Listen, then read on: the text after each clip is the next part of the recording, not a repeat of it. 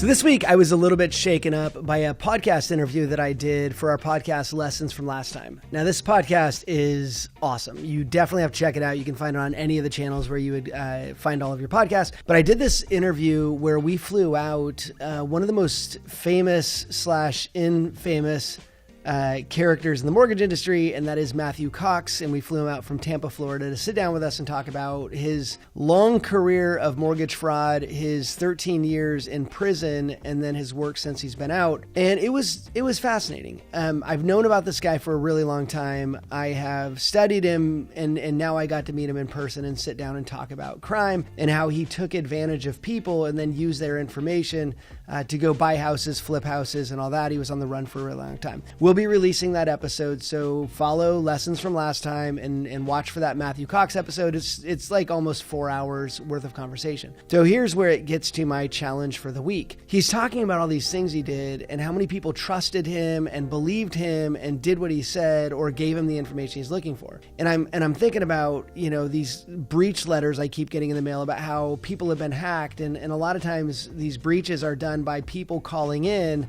pretending to be somebody they're not to get access to information. That's called social engineering. Matthew Cox was a social engineer, and there's a ton of other social engineers that are out there working right now. In fact, I just got a letter requesting this form from me that is a legitimate form. But before I did anything to send that form back, because it had my driver's license, as a copy of my driver's license in it, I went and did all the research to make sure this was a legitimate federal agency that wanted this information before I just responded and gave them what they wanted. My challenge for you this week is do not trust anybody that's asking for you to do something, click something, fill anything out. Just when you get those types of things, stop.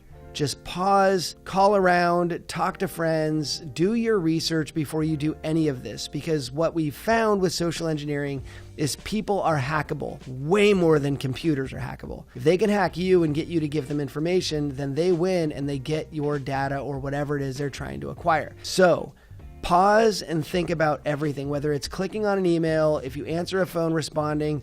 If you get a text, I'm getting these all the time. I just got one today. The text that says, "Hey Ken, how are things?" And it's like, I don't know you. And it's just a bad guy trying to get me to send him some money, trying to get me to click something. It's how they work.